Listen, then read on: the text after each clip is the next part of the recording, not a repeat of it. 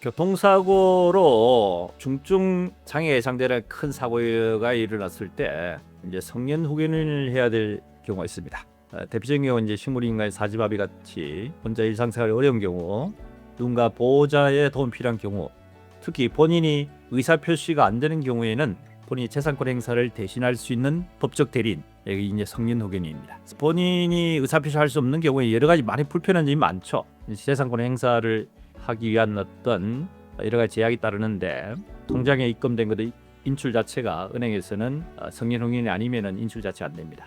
여러 가지 어쨌든 재산권을 행사할 수 있는 여러 가지 이유가 많이 발생할 수 있습니다. 특히 교통사고 같은 경우에 있어서는 어떤 형사권 합의를 대행하는 경우, 민사적인 손해배상이나 청구권을 대행하는 경우도 역시 법적으로 이제 성년 후견인을 내서야 됩니다. 오늘 이제 다루게 될 내용은 어떤 내용이냐면은, 교통사고로 인해서 중증 부상이 입은 경우에 남편과 두 분 사이에 결혼을 했다가 아기를 하나 두고는 이혼한 경우에, 그리고 이제 양육을 예를 들어 가지고 아기 아빠가 한 거 있습니다. 식물인간이라고 예를 들어 보겠습니다. 예를 들어서 이제 이혼했기 때문에 피해자에 대한 모든 간병 문제를 사실 친정 쪽에 다 하게 되겠죠. 친정에 부모님께서 연세가 고령이신 같으면은 그 형제들, 언니나 오빠 같은 분이 이제 대신하게 됩니다.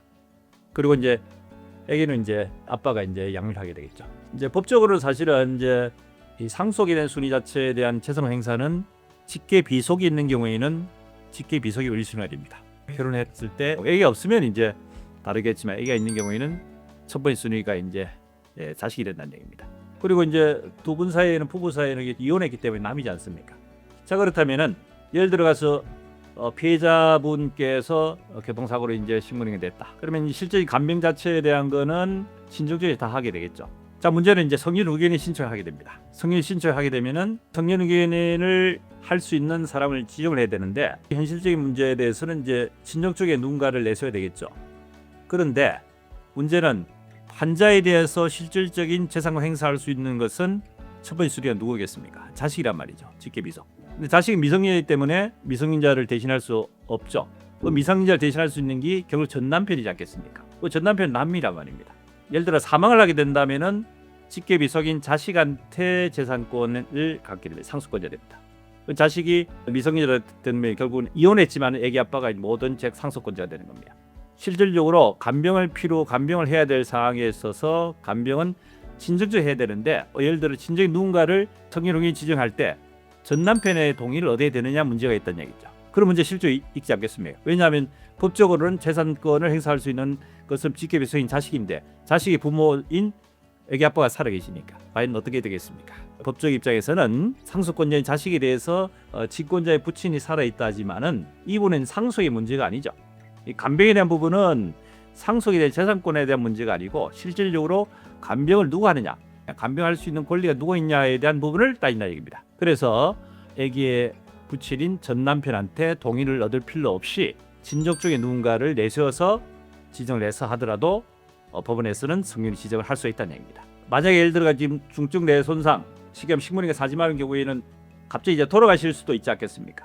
살아있을 동안엔 친정 쪽에서 성년 후견인을 내세웠지만은 사망을 하게 되면은 어떻게 되겠습니까?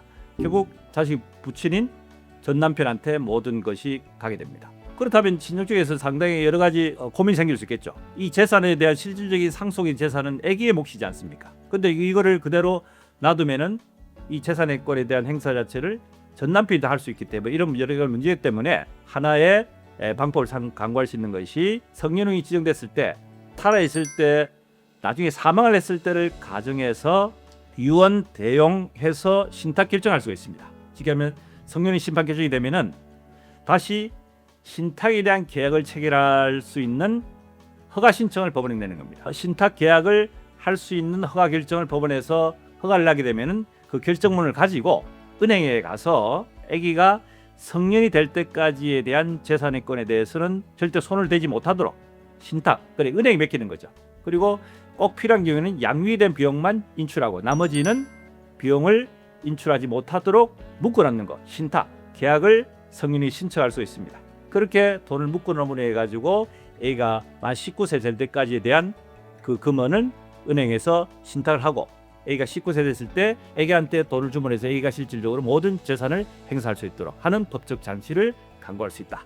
이 상당히 오늘 중요한 내용입니다만 이거 제가 법적으로 설명해 드리다 보니 좀 어려울 수 있는데 나름대로 좀 이해를 돕기 위해서 설명드렸는데 어찌 잘 이해가 되지 모르겠습니다. 자, 오늘은 그 중증 뇌손상, 식물인간 사지마비 같은 경우에 있어서 성인 도견인에 대한 지적 문제, 그 다음에 신탁에 대한 문제에 대한 부분을 한번 다뤄봤습니다. 도움이 되셨으면 구독, 좋아요, 알림 설정 부탁드립니다.